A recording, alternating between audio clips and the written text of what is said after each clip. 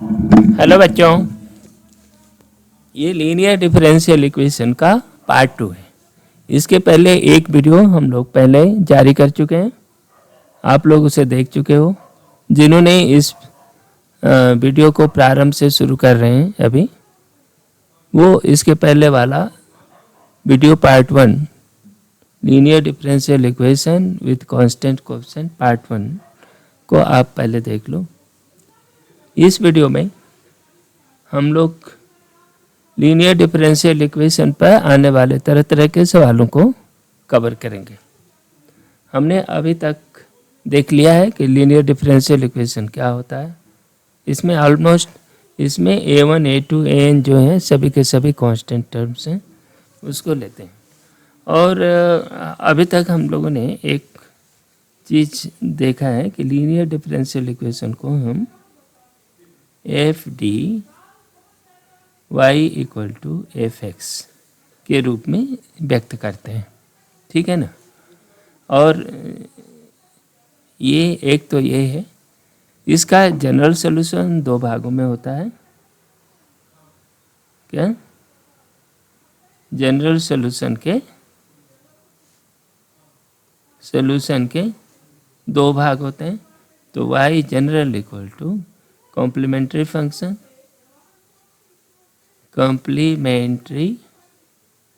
Function plus particular integral, ठीक है ना। कॉम्प्लीमेंट्री फंक्शन क्या होता है? तो कॉम्प्लीमेंट्री फंक्शन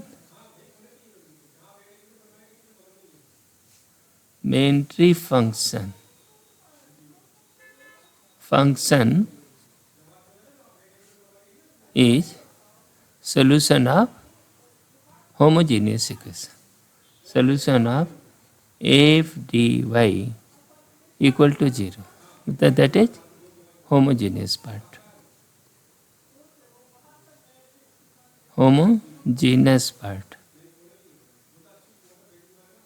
जीनस पार्ट है ना,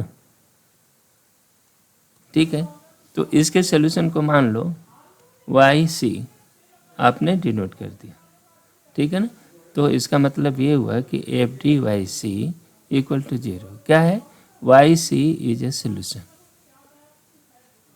solution of F D Y equal to 0। यह अनहोमोजेनियस पार्ट का एक सॉल्यूशन है। नेचुरली इसके पास n डिग्री के n ऑर्डर के डिफरेंशियल इक्वेशन में n आर्बिट्ररी कांस्टेंट होगा। For n order linear differential equation we have n arbitrary constant,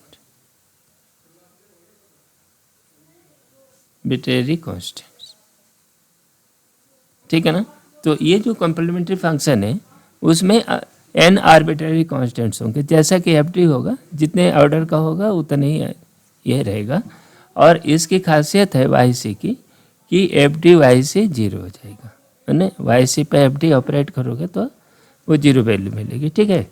दूसरा पार्ट होता है पर्टिकुलर इंटीग्रल, है ना। वो क्या है? Particular integral F D equal to F X. ये दोनों अलग अलग चीज़ें हैं। एफ डी वाई, ये कैपिटल हम कर देते हैं, F D Y equal to F X. तो इसका एक कोई सोल्यूशन होता है, जनरल कोई एक पर्टिकुलर सोल्यूशन है। कहीं से हमने जुगाड़ से एक सोल्यूशन निकाल लिया जो इस इक्वेशन को संतुष्ट करता है, तो इसको कहते हैं पर्टिकुलर इंटीग्रल वाई पी, ठीक है ना। वाई पर्टिकुलर इंटीग्रल को हम वाई पी कहेंगे। और वाई पी की खासियत क्या है? नो आर्बिट्ररी कांस्टेंट,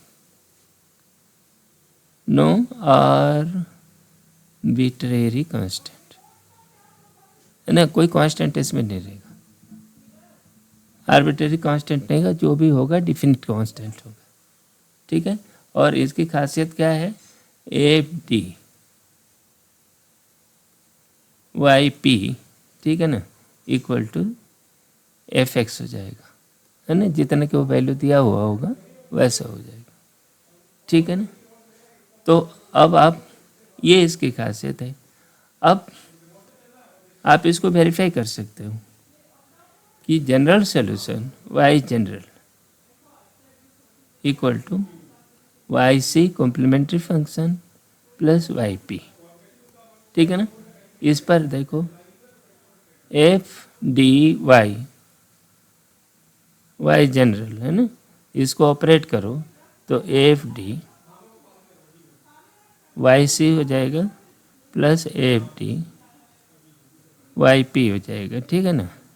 अब इनको देखो, एफ डी वाई सी 0 हो जाएगा और F D Y C F X हो जाएगा, ठीक है ना। तो इसका मतलब ये हुआ कि ये जो जनरल सोल्यूशन में complementary function plus particular integral दोनों के जोड़ से जनरल सोल्यूशन बनता है, ये चीज़ रहता है।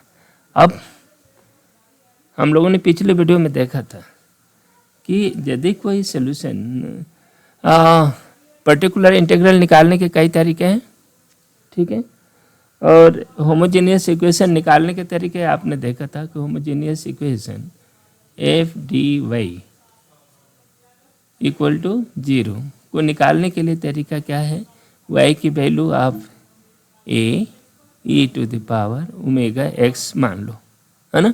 तो इसमें तो इस तरह मान लो और इसमें एफ वाई करो, है ना।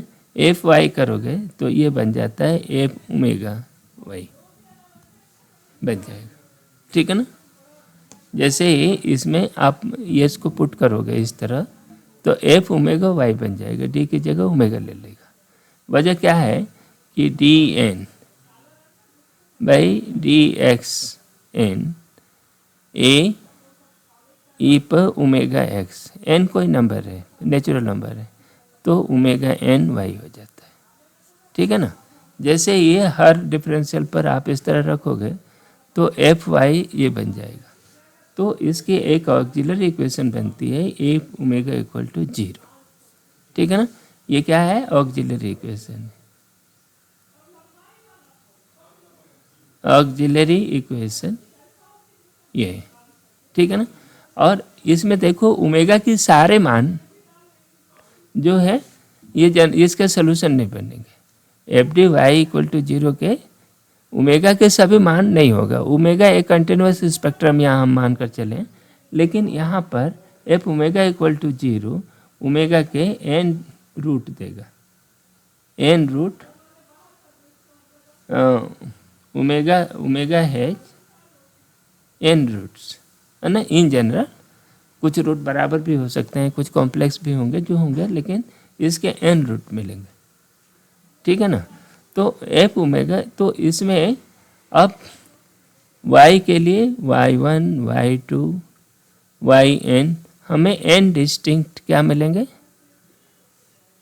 सोल्यूशन मिलेंगे, n डिस्टिंक्ट सोल्यूशन मिलेंगे, ये सोल्यूशन देगा, है ना। और वो कितना होगा, Y I equal to A i, है ना। ई पे ए आई क्या होगा, हाँ ए आई ओमेगा आई एक्स आई। तो इसके जो omega 1 omega 2 omega N solution बनेंगे ना, ओमेगा 1 ओमेगा 2 ओमेगा एन, इसके जो ए सोल्यूशन बने, ठीक है ना। तो इन ये नंबरों को लेकर के अलग अलग फंक्शंस बनेंगे और इन सभी फंक्शनों का जोड़ द कॉम्प्लीमेंट्री फंक्शन क्या बनेगा, कॉम्प्लीमेंट्री फंक्शन जो बनेगा c i e to the power omega i x, और इन सब का जोड़ कर दो, है ना। ये कॉम्प्लीमेंट्री फंक्शन बनेगा, यही तो हमने सीखा। अच्छा, पर्टिकुलर इंटीग्रल निकालने के अलग अलग तरीके हैं, है ना। पर्टिकुलर निकालने के अलग अलग तरीके देखो क्या है। हम लोग पर्टिकुलर इंटीग्रल के लिए क्या है, पर्टिकुलर इंटीग्रल के लिए एक जनरल सोल्यूशन तो है ही, देखो इसका जनरल सोल्यूशन डी नहीं डी माइनस अल्फ़ा एन, है ना, D minus alpha N minus 1, और इस तरह से D minus alpha 2 D minus alpha N 1 equal to Y equal to F X. नहीं, ये इसका जो पर्टिकुलर इंटीग्रल है उसके निकालने का जनरल तरीका हम लोगों ने ये देख लिया है। e to the power alpha N integral e to the power alpha N minus 1 minus alpha N integral e to the power alpha N minus 2 minus alpha N minus 1।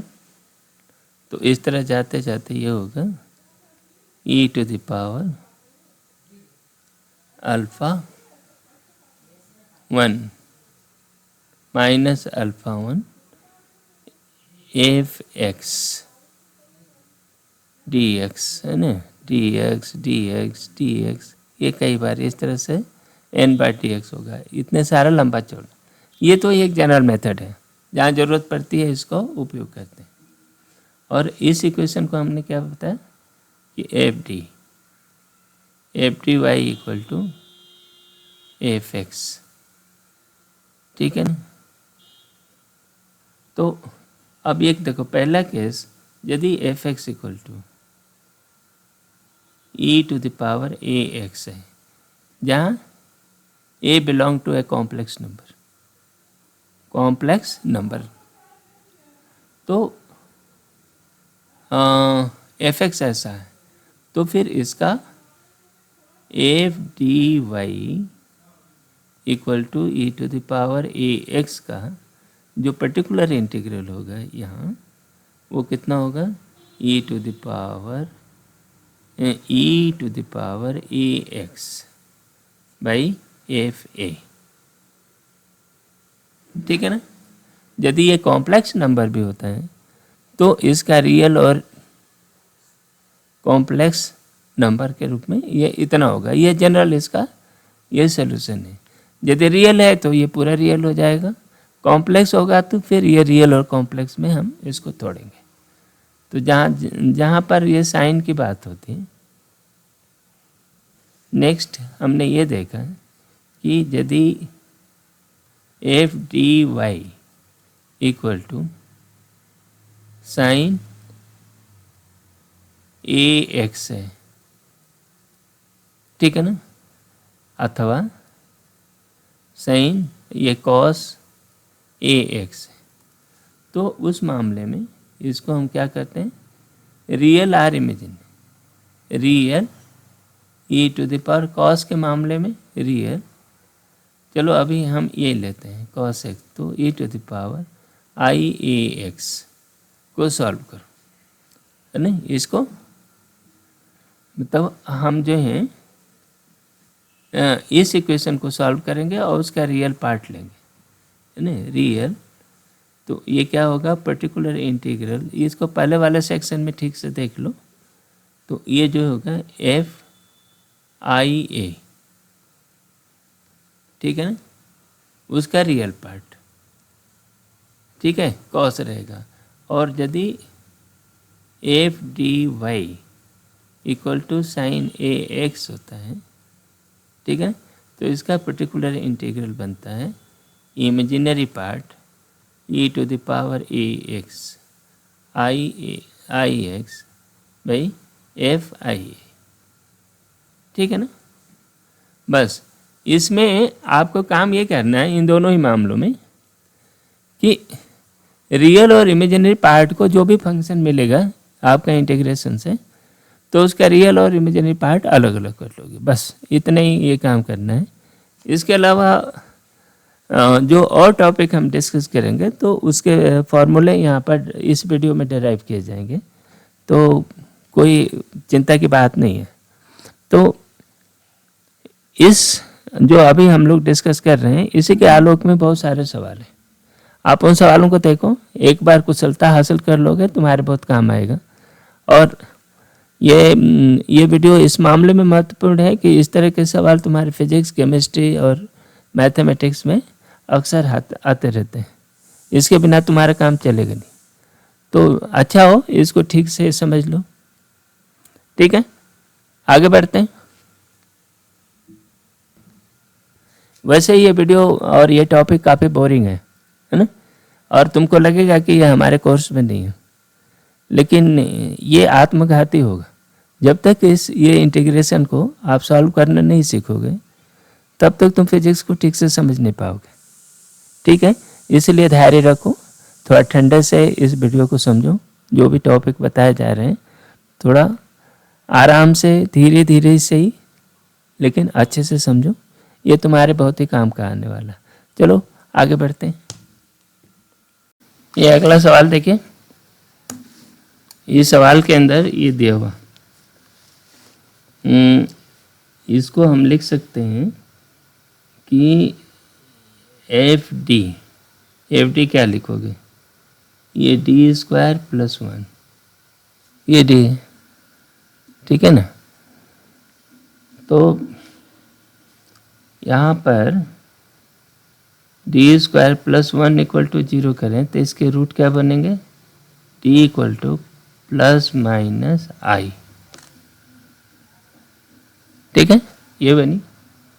तो इसका कॉम्प्लीमेंट्री फंक्शन बन गया e to the power I X C one plus C two E to the power minus I x.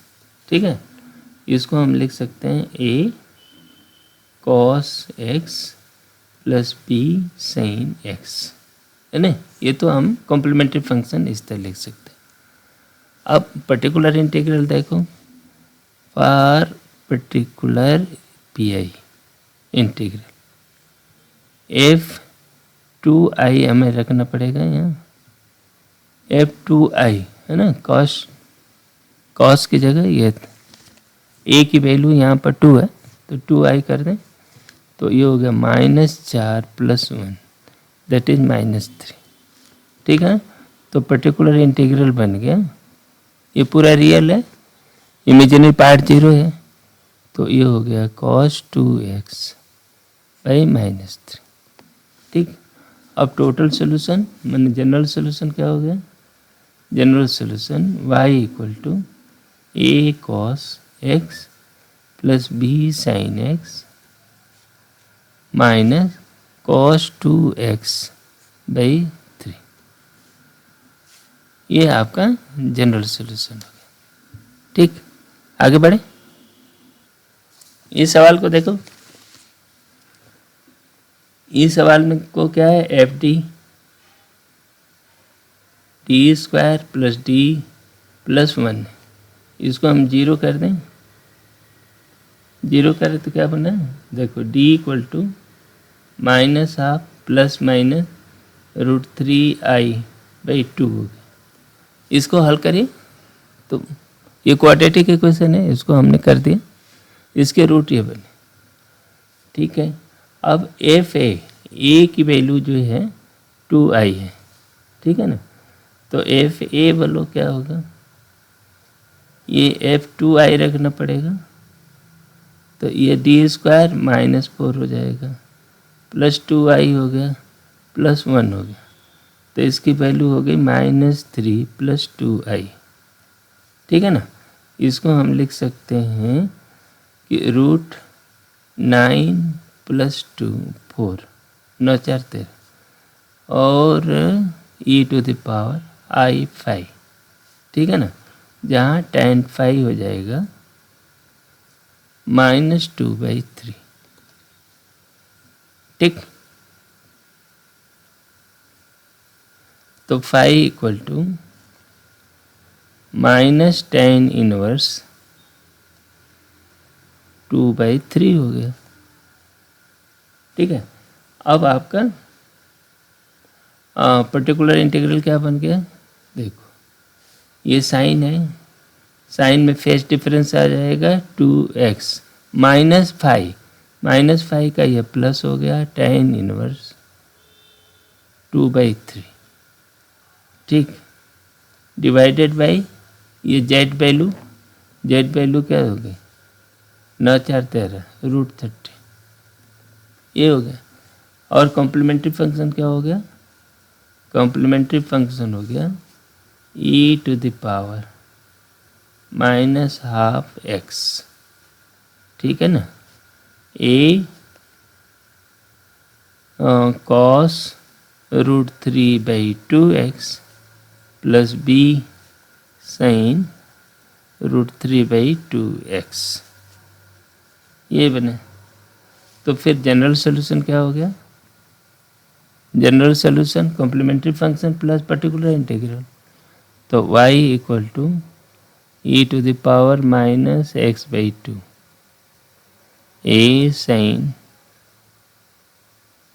a cos √3/2x plus b sin √3/2x, ठीक, plus particular integral sin 2x plus tan inverse 2/3, ठीक है ना, divided by √30, ठीक। ये आपका general solution हो गया। ये कोसाइन फंक्शन है इधर, ये जो है इसमें ये फंक्शन कोसाइन 3x है, ठीक है ना। तो इस फंक्शन को हम ऐसे लिख देंगे रियल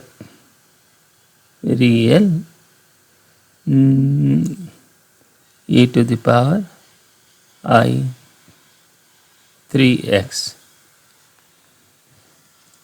ठीक है, इतना बने। तो बस जैसा कि हमारी मेथोडोलॉजी है कि देखो एफ डी क्या है, एफ डी यहाँ पे है d² -3d + 2, ठीक है। अब एफ ए देखो क्या है, एफ ए मैंने एफ 3i, ठीक है ना, डी की जगह 3i रख दो तो ये हो गया -9² -9d 9i, डी नहीं, डी की जगह 3i रख दिया +2। अब इसकी वैल्यू क्या हो गई, 3i² 9² नहीं होगा, 9 होगा, तो ये हो गया -7 -9i i, बस एफ ए हो गया। अच्छा, इसको फैक्टराइज भी करना होगा ना अभी, तो कॉम्प्लीमेंट्री फंक्शन के लिए क्या बनेगा, कॉम्प्लीमेंट्री फंक्शन के लिए ये ऑक्सिलरी इक्वेशन बनेगा ω² -3ω + 2 = 0। तो ये हो गया ω -1 और ω -2 = 0, ठीक है, ये बन गया बस। तो इसका कॉम्प्लीमेंट्री फंक्शन क्या हो गया, कॉम्प्लीमेंट्री फंक्शन हो गया c1e⁻x + c2e⁻2x, ठीक। अब पर्टिकुलर इंटीग्रल देखो, पर्टिकुलर इंटीग्रल क्या होता है, पर्टिकुलर इंटीग्रल इसका जो बनेगा pi वो e⁻3ix f3i, बस यह है। तो इसको लो, कितना बना e⁻3i, ठीक है, x भी रहेगा भाई, और f3i की वैल्यू हम लोगों ने ये निकाल रखा है -7 -9i, ठीक है ना। तो इसको हम लिख सकते हैं e⁻3ix और ये हो गया √7² + 9², ठीक, e⁻i5 क्या होगा, tan 5 देखो tan phi equal to -9/-7, that is equal to 9/7। ठीक है, अब इसका रियल इसको ऊपर ले जाते हैं, है ना। तो पर्टिकुलर इंटीग्रल रियल किसका है, real part e⁻³ x minus tan inverse 9/7, और ये आई भी होगा। ठीक है बेटा, और ये हो गया √49 + 81 130, कितना होगा 81 49 0 130, ठीक है ना, √130 होगा। ठीक है, यही तो यहाँ हो गया cos, रियल पार्ट लेना है, cos 3x minus tan inverse 9/7, ठीक है, बाई √130। ये पर्टिकुलर इंटीग्रल हो गया इसका है। तो अब y equal to general solution c1 e⁻x plus c2 e⁻2x plus cos 3x minus tan inverse 9/7, ठीक है, बाई √130। ठीक है, तो यहाँ पर पर्टिकुलर इंटीग्रल इसका निकाल लिया, और निकालने के बाद उसका रियल और इमेजिनरी पार्ट अलग कर दिया। ठीक है, और कॉस है तो रियल पार्ट लेंगे, और यदि साइन है तो इमेजिनरी पार्ट होता है। यही बस इसका लॉजिक है। आगे बढ़ो, अगला सवाल देखिए। ये सवाल दिया हुआ है, लेकिन इसके साथ बाउंड्री कंडीशन भी दिया हुआ है। ये t इक्वल टू 0 पर x = 0 dx/dt 0 था। ठीक है ना, तो इसको fd के fd क्या है यहाँ पर, ये है d² plus 2n cos alpha d, ठीक, प्लस n², ये और y करके ये इक्वेशन बनाया। ठीक है भाई, और इक्वल टू ये cos है। तो पहले तो इसका वो देखते हैं, ऑक्सिलरी इक्वेशन क्या बनेगा, ऑक्सिलरी इक्वेशन ये क्या लेते हैं, y equal to a e पर ओमेगा, y नहीं x equal to omega t, ये लिया ना। तो ऑक्सिलरी इक्वेशन बनेगा ω² प्लस 2n cos अल्फा, ठीक, प्लस n² इक्वल टू 0। ठीक, तो ओमेगा के रूट बनेंगे omega equal to -n cos alpha plus minus, इसको सॉल्व करो तो ये बन जाएगा in sin अल्फा। इसको सॉल्व करेंगे तो क्वाड्रेटिक इक्वेशन की तरह, तो ये बनेगा। ठीक है, ओमेगा के 2 रूट मिल गए, तो कॉम्प्लीमेंट्री फंक्शन क्या बन जाएगा, देखो e⁻ minus n cos alpha t, ये रियल पार्ट हो गए इसका अलग, और ये जो है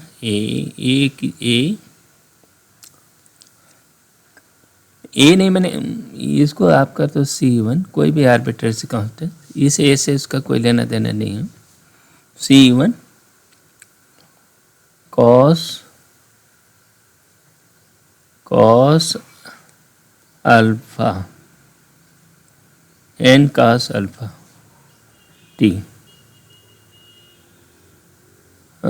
ये cos अल्फा अलग है, n cos alpha t plus C2 sine, ओ कॉस कहाँ से आया, ये साइन है ना, या गलती हो गई, इसको फिर से लिखते हैं। ये कॉम्प्लीमेंट्री फंक्शन जो हो जाएगा e⁻n cos अल्फा t, ठीक।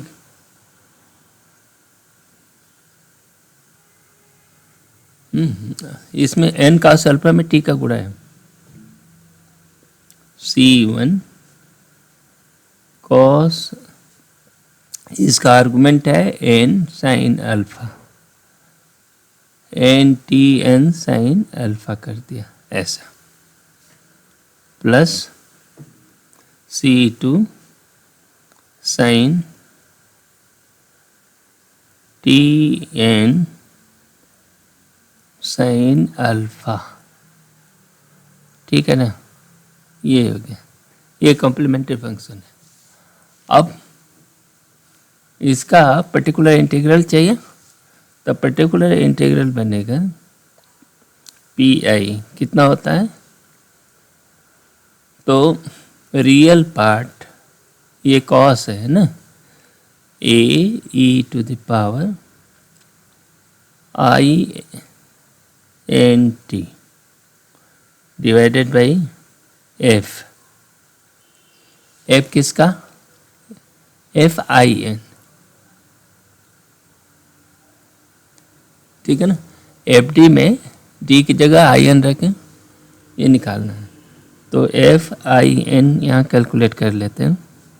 ये बन जाएगा d स्क्वायर, तो मतलब माइनस n स्क्वायर आई स्क्वायर n स्क्वायर, ये हो गया minus n square plus 2in square cos alpha plus n square, तो इसकी वैल्यू हो गई 2i n square cos alpha, ठीक है। n स्क्वायर से n स्क्वायर ये कट गया, तो अब आपकी ये जो हो गई इसका रियल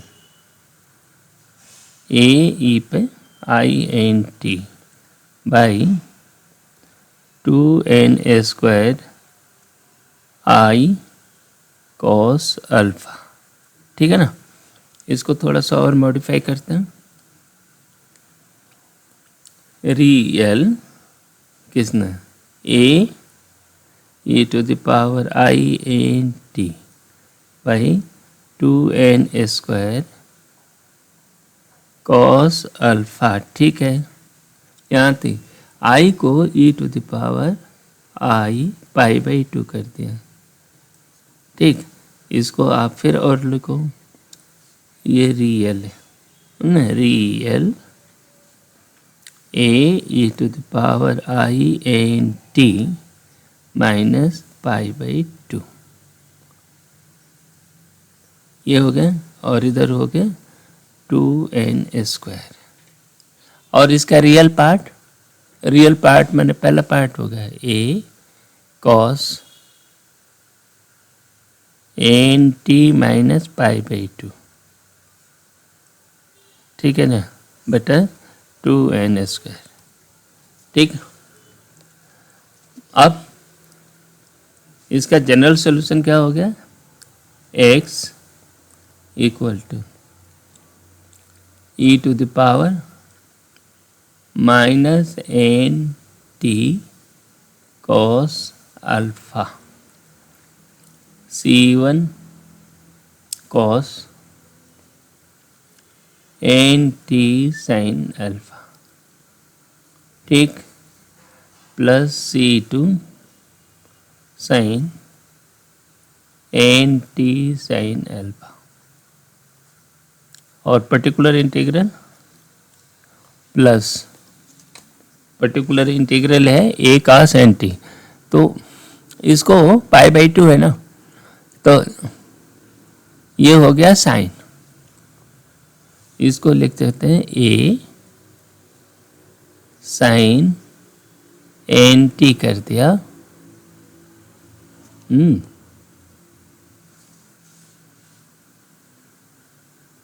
बटा 2n², यही आ रहा है ना।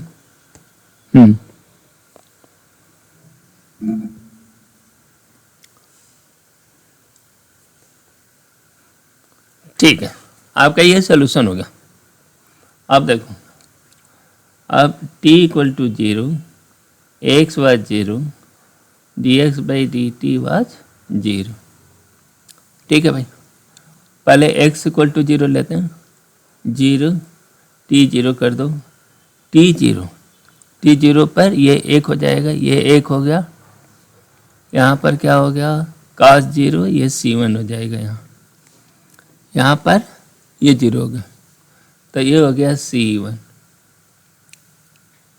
ठीक, प्लस पर्टिकुलर इंटीग्रल में देखो a/t, तो ये भी तो 0 हो गया ना, 0, कुल मिलाकर के ये हुआ c1 इक्वल टू 0। पहला जो दिया t इक्वल टू 0 पर x was 0, this give c1 equal to 0। चलो ये ख़त्म हो गया। अब हमारे पास क्या हो गया,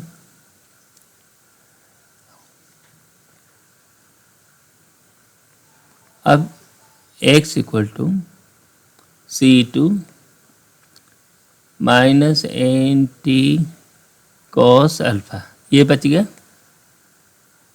sine N T sine alpha,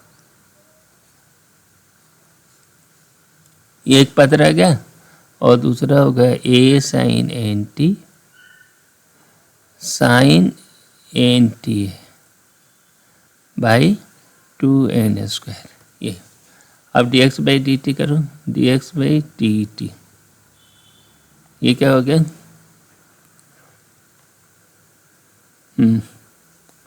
ये c2 हो गया माइनस एन कॉस अल्फा हो गया, e to the power minus N T sine N T sine alpha. ठीक है ना, ये पहला पद, दूसरे में plus c2 e to the power minus N T sine alpha cos alpha, और साइन का कॉस हो गया, तो ये हो गया N sine alpha cos N T sine alpha. ठीक, तो ये तो अभी पहले पद का हो गया, दूसरे का देखो, plus A N cos N T by 2n²। ठीक है, t इक्वल टू 0 करें, t इक्वल टू 0, ये 1 हो गया, ये 1 हो गया, ये हो गया साइन, ये 0 हो गया, तो ये तो 0 हो गया, c2 यहाँ पर ये 0 हो गया, और ये पार्ट क्या होगा, ये 1 हुआ N sine alpha cos N T sine alpha, तो ये 0 हुआ। ठीक है ना, t 0 हुआ तो ये 1 हो गया, और ये भी 1 हो गया, तो ये हो गया c2 n साइन अल्फा, तो 0 equal to c2 n sine alpha, ये रह गया, और यहाँ t इक्वल टू 0 पर 1 हो गया, तो ये हो गया plus a by 2n, n से n कट गया, n बाई 2n हो गया, तो कुल मिल करके ये c2 equal to minus a by 2n² sine alpha. बस, अब वो वैल्यू रख दो, तो x इक्वल टू c2 हो गया minus a by 2n² sine alpha. ठीक, ये जो आया C2 की वैल्यू यहाँ रख दें, e to the power minus N T cos alpha sine N T sine alpha plus A sine N T by 2n²। बस ये आपका बाउंड्री वैल्यू इस दिए हुए बाउंड्री वैल्यू के अनुसार इसका सॉल्यूशन है। ठीक है ना, ये इसका इस बाउंड्री कंडीशन के हिसाब से C1 C2 निकल गया और इसका सॉल्यूशन हुआ। नेक्स्ट चलो, ये सवाल है। इस सवाल में ये दो अलग अलग फंक्शन दिए हुए हैं और इनके पर्टिकुलर इंटीग्रल दोनों ही मामलों में अलग अलग निकलेगा, है ना। बस बाकी कॉम्प्लीमेंट्री फंक्शन जो है, कॉम्प्लीमेंट्री फंक्शन का ऑक्सिलरी इक्वेशन क्या बनेगा,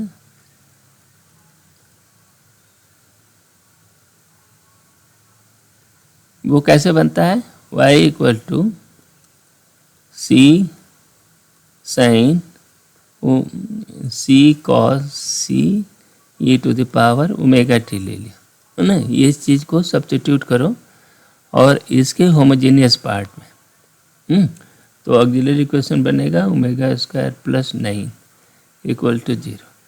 तो omega equal to plus minus 3i हो गया। तो फिर ऑक्सिलरी इक्वेशन क्या हो गया, इसका कॉम्प्लीमेंट्री फंक्शन ये बनेगा C1 cos 3x plus C2 sign 3x। यहाँ तो कोई दिक्कत है नहीं, ये आपका कॉम्प्लीमेंट्री फंक्शन हो गया। अब पर्टिकुलर इंटीग्रल देखो, पर्टिकुलर इंटीग्रल अलग अलग के लिए अलग अलग, हालांकि ये भी 2 है ये भी 2 है, दोनों में a की वैल्यू 2 है। तो अब आप इसको देखो, f क्या है, एफ डी, ये डी स्क्वायर प्लस 9 है। ठीक, f यहाँ भी 2 है, a की 2 है, यहाँ भी 2, तो इसके अलग करते हैं, f2 i है ना, यहाँ पर f2i को हम ये ले रहे हैं, वो कितना हो गया, ये हो गया -4 प्लस 9, तो ये हो गया 5। ठीक है, बस। तो अब इसका जो पार्ट होगा ये देखो, तो पर्टिकुलर इंटीग्रल cos 2x के लिए, cos 2x के लिए पर्टिकुलर इंटीग्रल क्या बनेगा, real part e to the power 2xi का ये रियल चाहिए by f2i, f2i।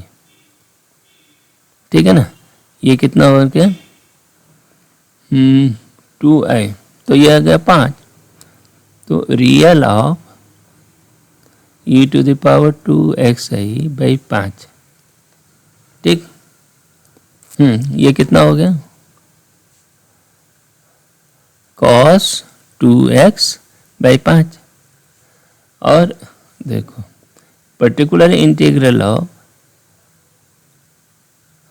Sign 2x, ठीक है ना, ये हो गया imaginary part of e to the power i2x by 5 f है ना, एफ टी, तो f2i,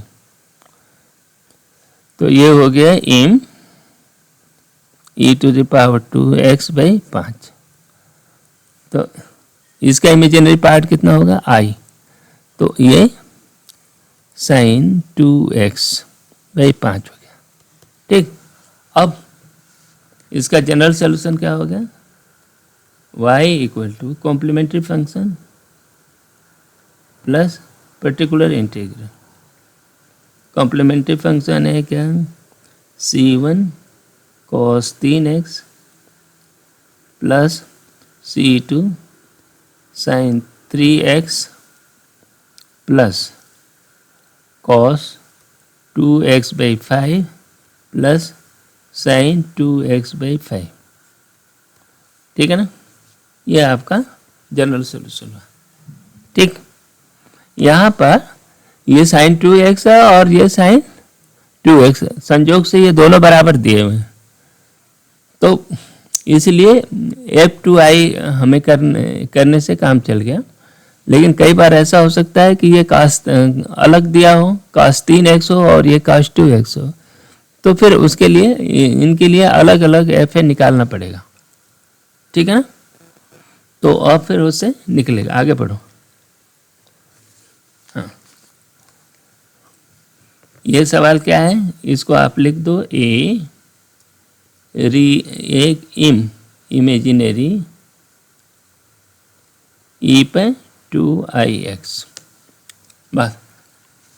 ठीक है, अब ये एफ डी देखो, एफ डी इसमें क्या है, d² - 4d + 1 है ना, y हटा दिया, ये इस तरह बना। तो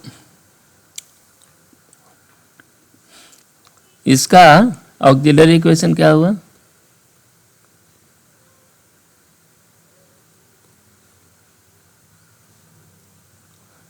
कॉम्प्लीमेंट्री फंक्शन के लिए बनाना पड़ेगा ना, तो ये हुआ ω² - 4ω + 1 = 0। इसका मतलब ω = 4 ± रूट 4² 16 -4/2। ये क्या बना, दो बार ले लेते हैं, तो ये 2 ± ये कितना बन गया, बाहर है ना, √3। 3/, ये 2 से 2 कट गया। ठीक, तो कॉम्प्लीमेंट्री फंक्शन क्या हो गया, e⁻² 2 + √3x C1 + C2 e⁻² 2 - √3x, ये रियल है। और अब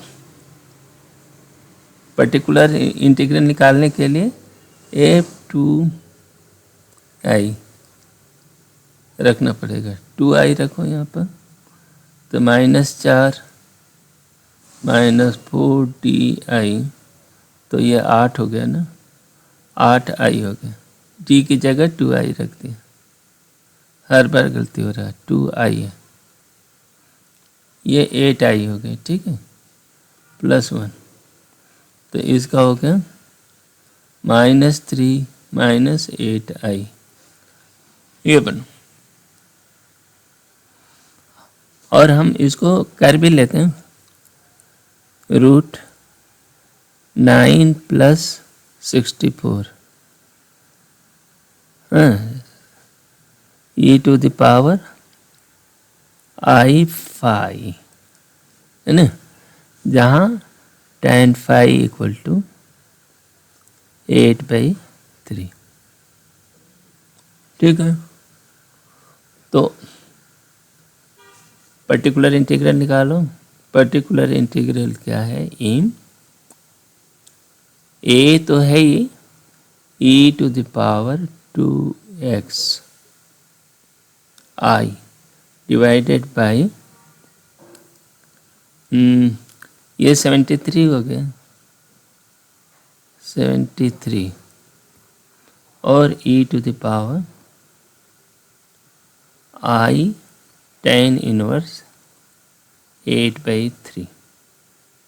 ठीक,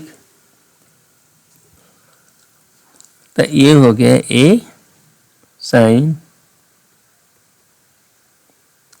2x minus tan inverse 8/3 divided by √73। ये पर्टिकुलर इंटीग्रल होगा। बस आपका जनरल सोल्यूशन हो गया y equal to C F plus P I. दोनों का जोड़ते हो तो कि c1 e to the power 2 plus √3x plus c2 e to the power 2 minus √3x plus a sine 2x minus tan inverse 8/3 divided by √73। ये आपका solution हुआ। आगे बढ़िए। ये दूसरा सवाल है। इसमें क्या है, इसमें e to the power x भी है और sin 2x भी है, ठीक है ना। और FD क्या है, यहाँ FD है वो d² + 4।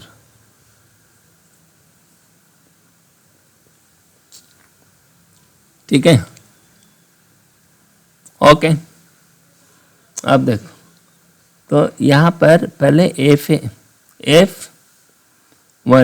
निकालो। F1 क्या है, e to the power x के लिए F1 चाहिए तो 1 + 4 दैट इज 5। और F2i है ना, इसके लिए 2i चाहिए तो वो क्या है -4।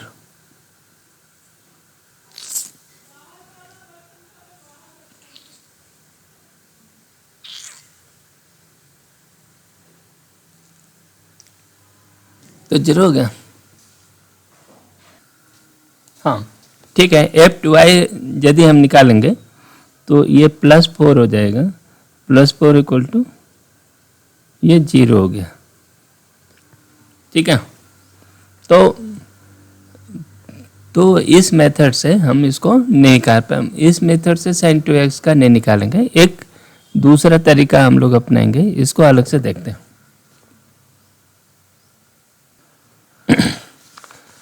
देखो ये जो फंक्शन है, ये जो डिफरेंशियल इक्वेशन बेसिकली वो पीछे वाले डिफरेंशियल इक्वेशन जैसे ही है। तो इसमें क्या है, ये है d² + a² y = sin ax या cos ax, जो भी है इस तरह रहेगा। तो फिर यहाँ पर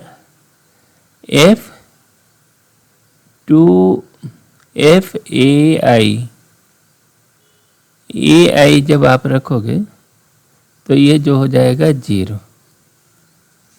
ठीक है ना, FAI रखने पर ये 0 हो जाएगा। तो इसलिए ये जो हम e to the power aix by FA से, है ना, इस तरह से जो आप पर्टिकुलर इंटीग्रल निकालते थे तो ये फंक्शन काम नहीं करेगा, क्योंकि FA से आप भाग नहीं दे सकते, 0 है। तो इसके लिए एक दूसरा तरीका अपनाते हैं। जैसा कि हमने बताया था पहले कि ये जनरल तरीका होता है। इसको पर्टिकुलर इंटीग्रल क्या है, पर्टिकुलर इंटीग्रल आप किसका, a to the power aix, ठीक है ना। नहीं, पर्टिकुलर इंटीग्रल निकालना, रुक जाओ, ये पर्टिकुलर इंटीग्रल निकालना है किसका, 1/d² + a² और sin ax है तो इसकी जगह पर हम e to the power aix कर देंगे ऐसा। तो e to the power aix इसको निकालना। तो इसको हम दो टुकड़े में इसका डिफरेंस वो कर देते हैं, पार्शियल फ्रैक्शन। तो 1/2a 1 by D minus A i minus 1 by D plus a आई। ठीक है ना, ये ऐसे कर दिया। और किसके ऊपर, a to the power I x. ये हमें इसका निकालना। तो इसको आप देखो क्या बन रहा, करते हैं। तो ये आई है, सॉरी, 1 बाई 2 ए आई है ना, 1 by D minus A i e to the power A I x. ठीक, minus 1 by 2 A i e to the power A I x by 1 by D plus a i, है ना। इसको हमें निकालना है। तो फिर इसको देखो, इसको हम क्या करेंगे, 1 बाई 2 ए आई, यहाँ कुछ नहीं कर रहे, रहने देते हैं। अब ये देखो, ये क्या बनेगा, इंटीग्रल फॉर्म में इसमें लाएं तो e to the power A I X integral e to the power minus A I x into A I x पहले से है नहीं, इतना डी एक्स, ये पहला वाला हो गया। दूसरे का देखो 1 बाई 2 ए आई, ठीक, और ये integral minus A I X integral E to the power कितना हो गया, ये जो है इसका ऐसे ही हो जाएगा। तो a I x into e to the power A I x पहले ही सही है, डी एक्स, है ना। ये दो पार्ट हो गया। अब ये क्या हो गया, ये देखो, ये 1 हो गया। तो इसका हो गया e to the power A I x, ठीक, इंटू एक्स बाई 2 ए आई, ठीक, ये बन गया। माइनस इसमें 1 बाई 2 ए आई, यहाँ कोई इशू नहीं है। और देखो e to the power minus A I x, ठीक, और इनका क्या हो गया, e to the power 2 A I x by 2 ए आई, ठीक है ना, ये बना। और इनको और थोड़ा सरल कर दें तो ये हो गया x e to the power A I x by 2 A, और इस i को पाई बाई 2 कर दें तो माइनस पाई बाई 2 हो गया, ये भी i हो गया, ठीक है ना, ये हो गया। इतने का तो ये बना दिया। और इस वाले को ये माइनस एक्स एक खत्म हो गया, e to the power A I x by plus 4a square, ठीक है। बस ये आपका पर्टिकुलर इंटीग्रल हो गया, ठीक है। तो इसका ये फंक्शन देखो, ये वाला पार्ट जो है इसका कॉम्प्लीमेंट्री फंक्शन क्या है, देखो कॉम्प्लीमेंट्री फंक्शन इसका बनेगा c1 e to the power A I X plus c2 e to the power minus A I x, ठीक है ना। तो ए आई एक्स जो है इसके कॉम्प्लीमेंट्री पार्ट में सम्मिलित है, इसलिए इस पार्ट को छोड़ देंगे। बिकॉज क्या है कि e to the power A I X है ना is included in complementary function, है ना। hence we can leave this part, leave in particular integral. तो इस पार्ट को हम क्यों छोड़ दिए, क्योंकि ये एक कांस्टेंट है और कांस्टेंट और C1 में जुड़ जाएगा, तो इसलिए इसको हम कोई मतलब नहीं। इसलिए हमारा पर्टिकुलर इंटीग्रल कितना हो गया, पर्टिकुलर इंटीग्रल इतना हो गया।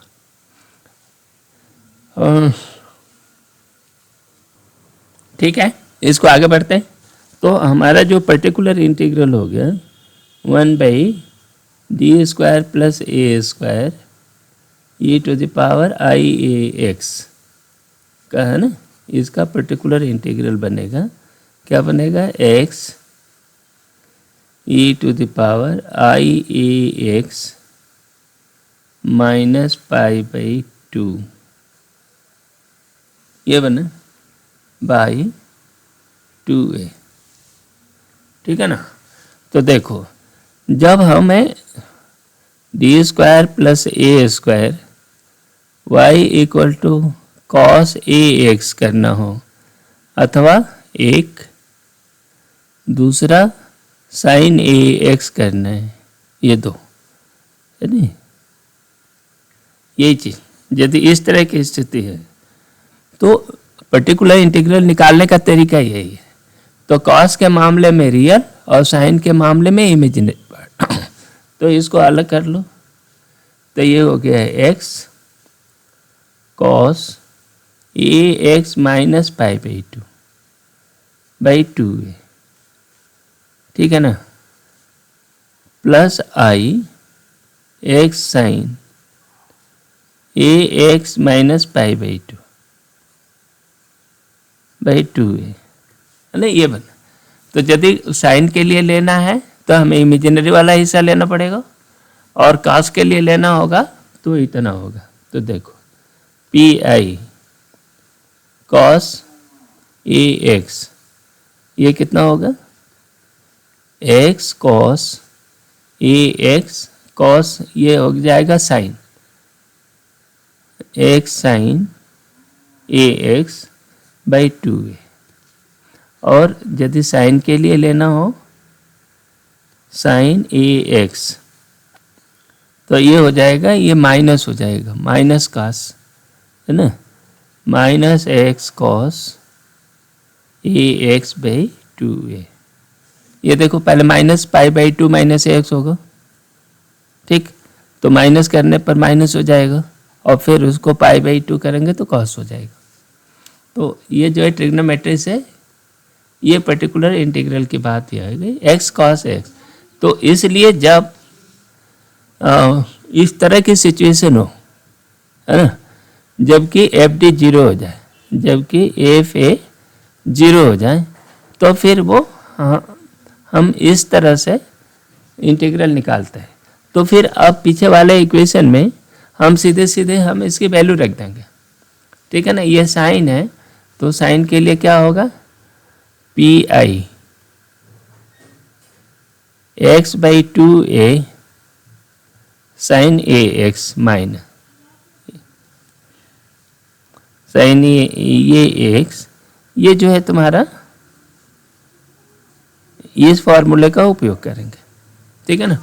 तो बस अब आपका देखो इंटीग्रल क्या होगा, कॉम्प्लीमेंट्री फंक्शन इसका C1 e⁻, और इसको कह सकते हो कि C1 cos 2x plus C2 sin 2x, है ना, इस फॉर्म में कर दिया। और इसका पर्टिकुलर इंटीग्रल e⁻x का क्या हो गया, तो इसका लिए तो सीधे f है, 1/5 हो जाएगा, तो e⁻x बाई 5, ठीक।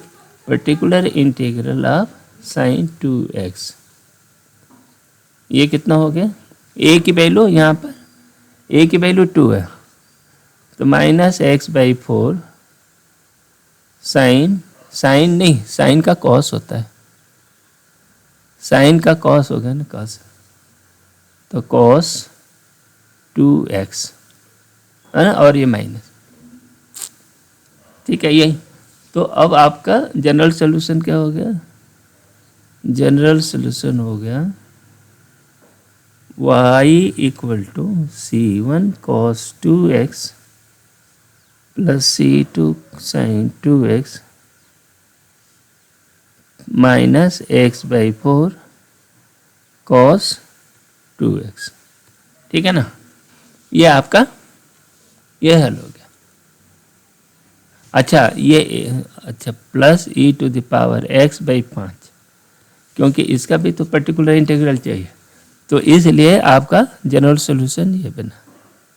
ठीक, अब आगे बढ़ते हैं। आगे ये देखो, अब ये सवाल दिया है ना। इस सवाल को हम लिखने के लिए हम ये कहेंगे कि इमेजिनरी पार्ट e⁵2x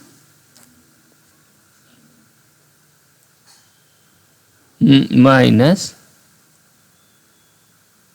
प्लस है प्लस 2ix। तो कुल मिलाकर ये कहोगे कि imaginary part e⁵2 plus 2ix का इमेजिनरी लेना बस। तो अब इसका एफ क्या है? एफ देखो, d² माइनस 4d प्लस 1। ठीक है ना, तो अब एफ निकाल लो।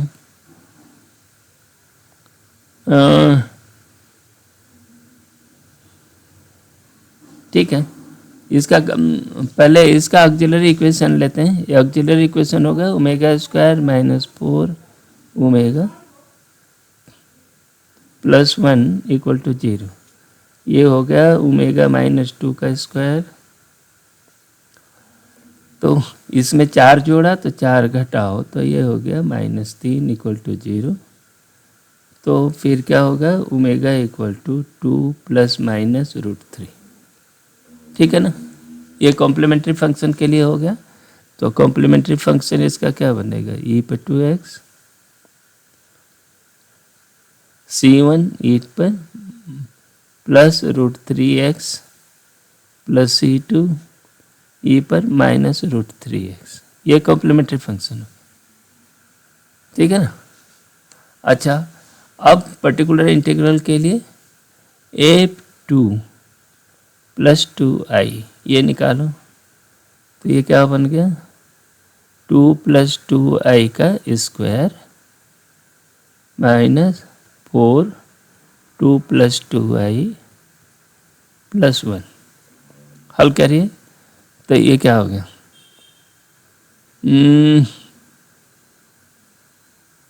4 प्लस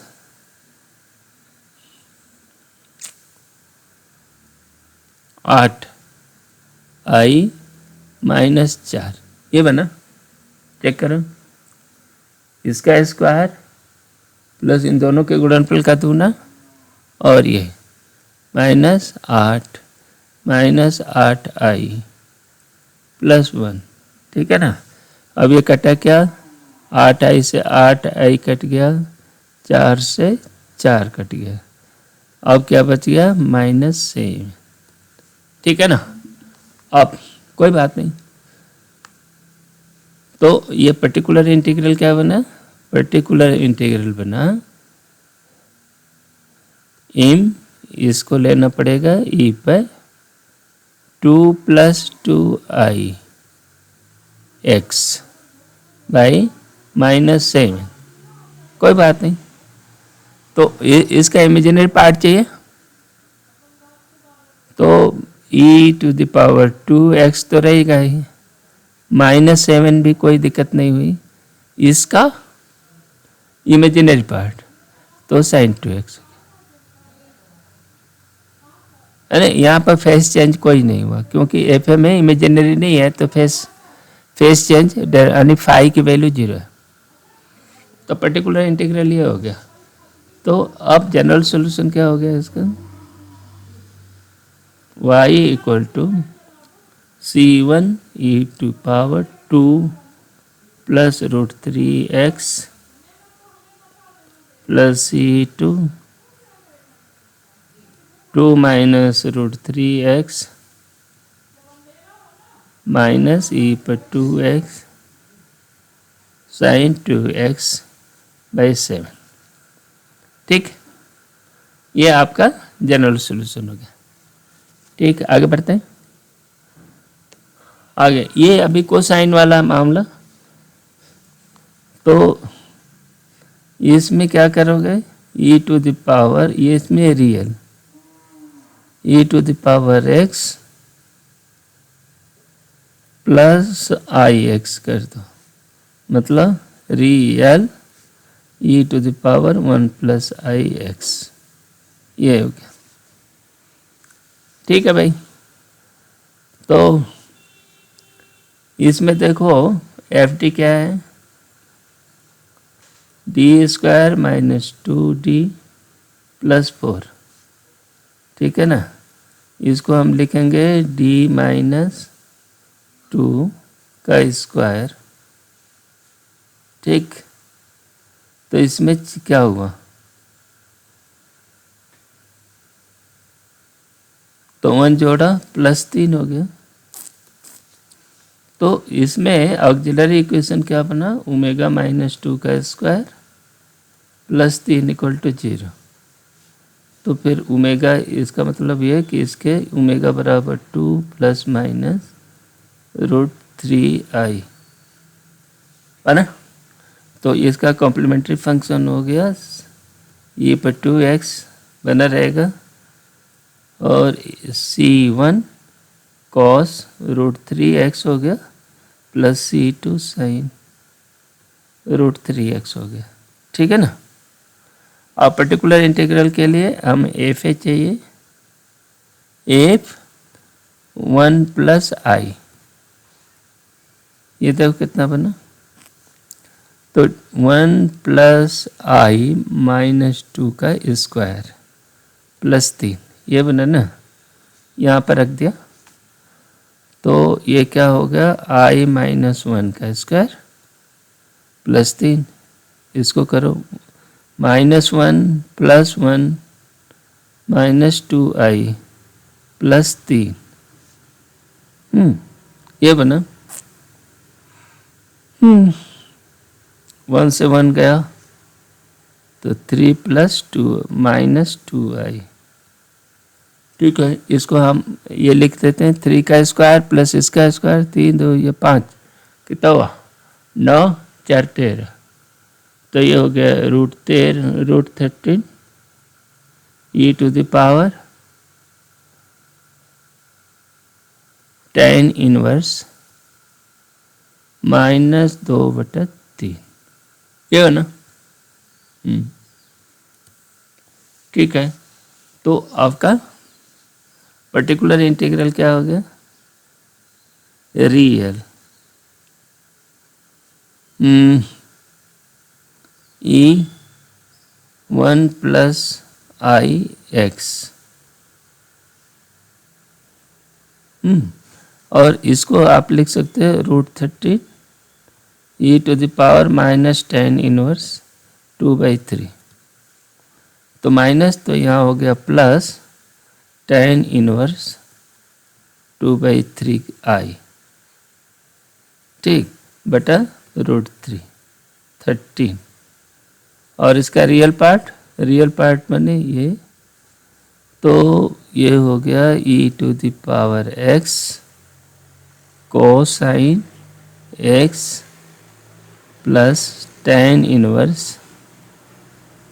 2/3, ठीक, बाई √13। ठीक है, बस आपका इक्वेशन देखो क्या हुआ, जनरल सॉल्यूशन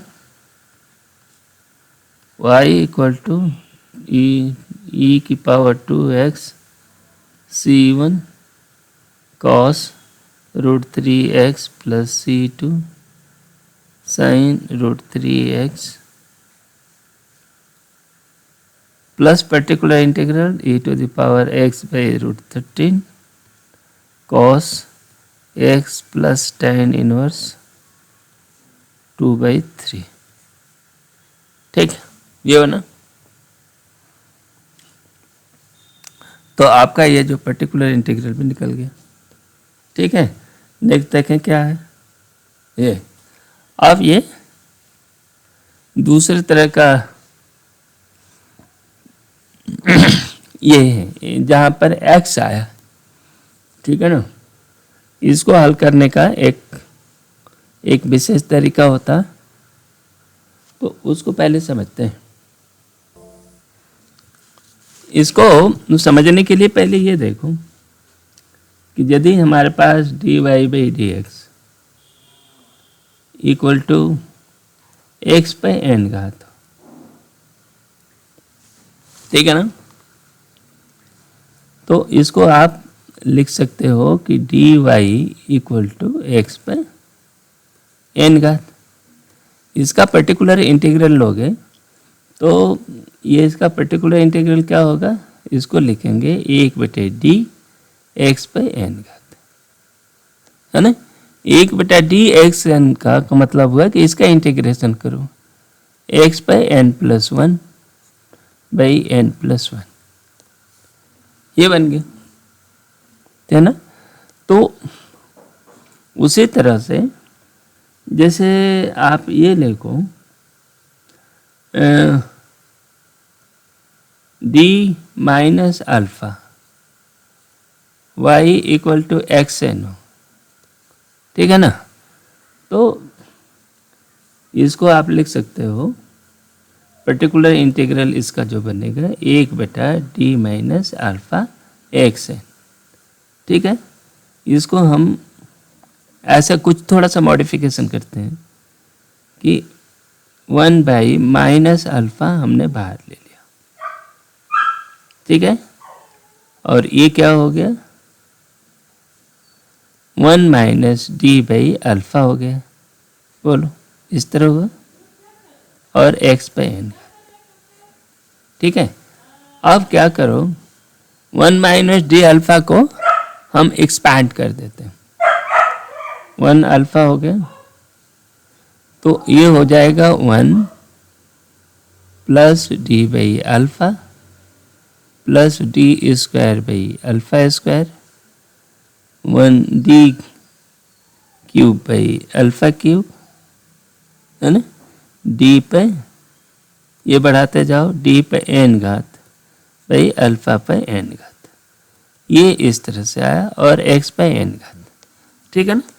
तो जहाँ डी की बात है, देखो जहाँ डी की बात है ना, डी का मतलब डिफरेंशिएशन, सीधे इस पर डिफरेंशिएट होगा, और जब एक्स पे एन घात आएगा तो उसके बाद वाला आएगा तो ये क्या हो जाएगा, 0 हो जाएगा। देखो डी एन एक्स पे एन घात, ये क्या हो गया, फैक्टोरियल एन हो गया, लेकिन डी एन प्लस 1 एक्स पे एन घात क्या हो गया, 0, ये कांस्टेंट का डिफरेंशियल 0, या D N plus R, R कोई पॉजिटिव नंबर है एक्स पे एन घात, तो ये 0 हो जाएगा, ठीक है ना। तो इस एक्सपेंशन में एक्स पे एन घात के बाद वाले टर्म हम नहीं लेंगे, उसको छोड़ देंगे, ठीक है। और ये जो बनेगा अल्टीमेटली कि 1/x अल्फा एक्स पे एन घात प्लस, अब डिफरेंशिएट करो N X N minus 1 by alpha plus N N minus 1 N minus 2 by alpha square, और लास्ट में फैक्टोरियल एन बाई अल्फा पे एन घात, ये रह गया। इस तरह बनता है, लेकिन यही काम अभी 2 घात का हो, ये क्या है, जैसे डी स्क्वायर प्लस कुछ डी, मान लो a D plus 1 y equal to x पे एन घात हो, ठीक है ना। तो इसके लिए पर्टिकुलर इंटीग्रल भी हम ये करेंगे एक्स पे एन घात 1 प्लस ए डी प्लस डी स्क्वायर, ठीक है ना। तो इसका भी एक्सपेंशन करेंगे वैसे कि 1 माइनस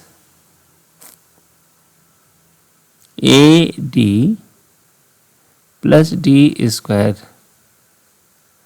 प्लस, मैंने ये 1 प्लस इतने का एक्सपेंशन क्या होगा, बस वो ये, और ये क्या हो गया, ए डी प्लस डी का स्क्वायर का स्क्वायर, और ऐसे ही फैलाते जाओगे इसका, और y पे n, x पे n घात हो गया। ठीक है, बस।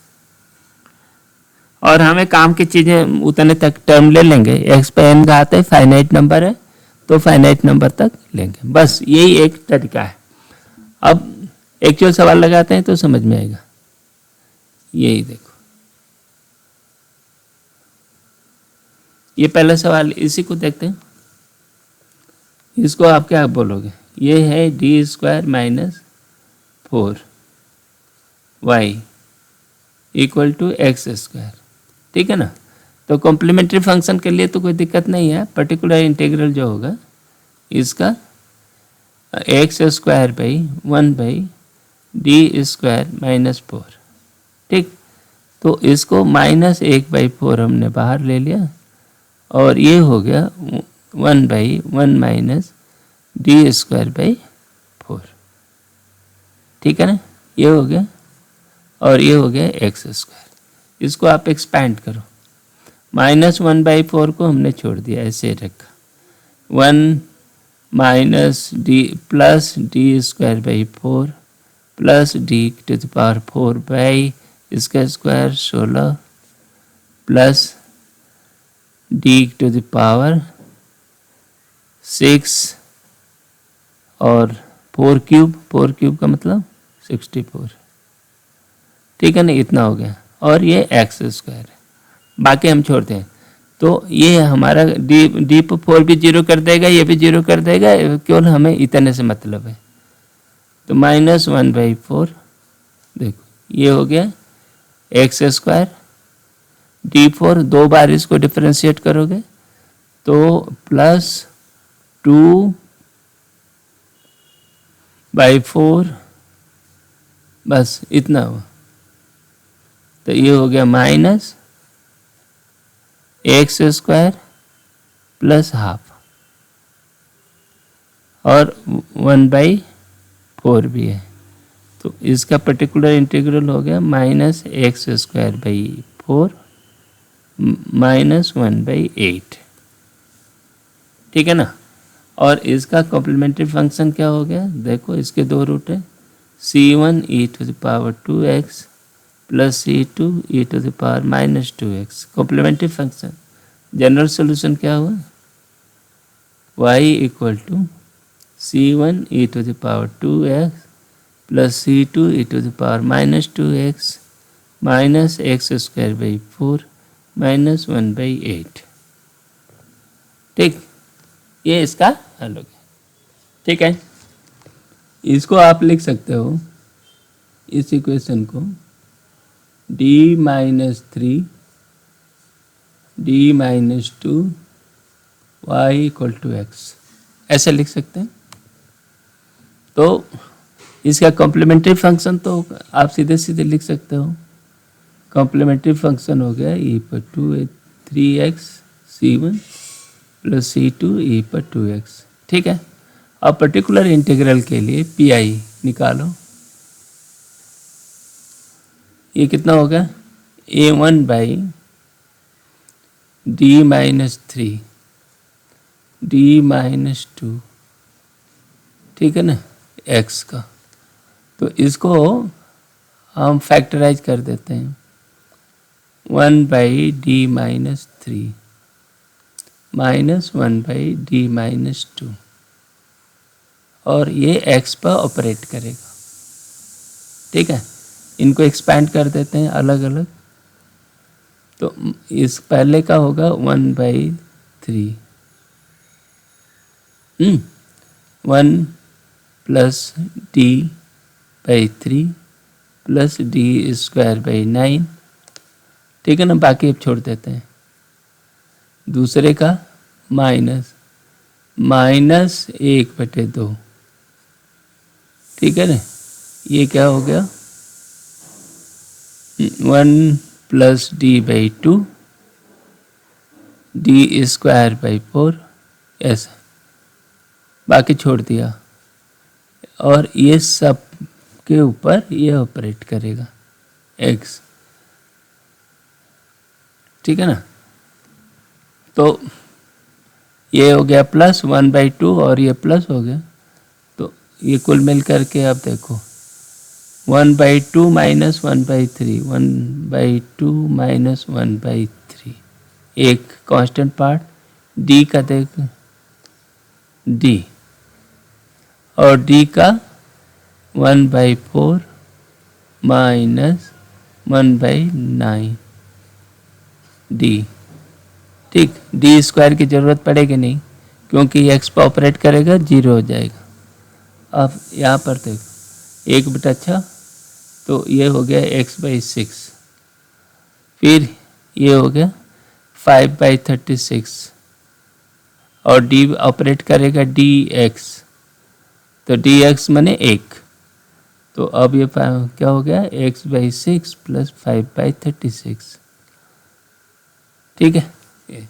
तो इसका जनरल सोल्यूशन हो गया कॉम्प्लीमेंट्री फंक्शन प्लस ए, तो y equal to c1 e पर 3x प्लस c2 e पर 2x प्लस x/6 प्लस 5/36, ठीक है ना। ये आपका जनरल सोल्यूशन हो गया, ठीक। और इस तरह का जहाँ सिर्फ पॉलिनोमियल ही है, x की पावर्स है, तो फिर ऐसे सवाल को हल करने का एक दूसरा तरीका भी है, पॉलिनोमियल मेथड। आगे देखते हैं इसको। ये है आपका d² minus 5d plus 6y equal to x, या x² कुछ होगा।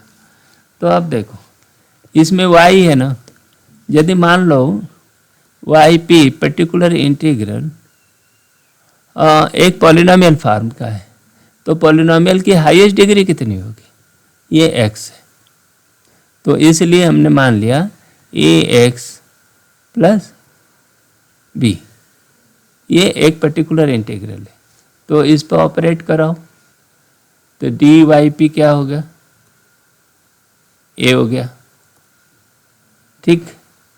और d² yp क्या हो गया, 0 हो गया, ठीक है ना। तो इसमें हम वैल्यू रख देते हैं, देखो d² y 0 हो गया, कोई बात नहीं, minus 5a 5d dyp minus 5a plus 6y ax plus b equal to x, ठीक है ना। इसमें हम वैल्यू रख दिए, इसमें इसको डिफरेंशिएट किया और इसमें उठा करके वैल्यू रख दिए, तो ये क्या बन गया 6 minus 5a plus 6b plus 6ax is identically equal to x।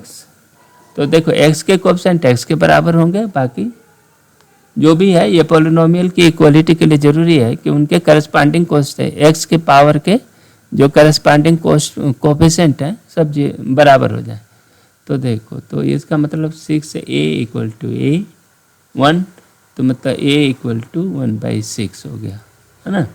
अब क्या है, और minus 5a plus 6b equal to 0, क्योंकि कांस्टेंट इसमें है नहीं, तो इसका मतलब ये हुआ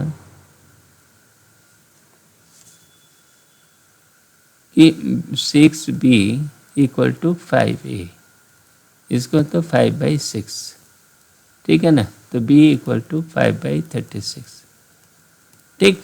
अब हमारा सोल्यूशन yp कितना हो गया, yp सीधे हो गया x/6 प्लस 5/6, ठीक है ना। yp, ये yp की वैल्यू ये उतनी ही आई जितने की यहाँ आई, ठीक है। तो ये दूसरा पॉलिनोमियल तरीके से भी आप लगा सकते हो, नहीं तो ये मेथड तो ही नेक्स्ट चलते हैं।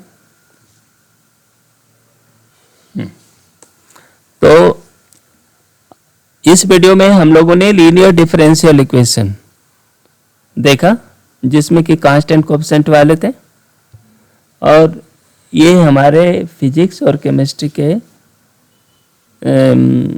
में बहुत ज़्यादा उपयोग होते हैं। और जो तुम्हारे कोर्स का पार्ट है उसका इम्पोर्टेंट पार्ट हम लोगों ने कवर कर लिया।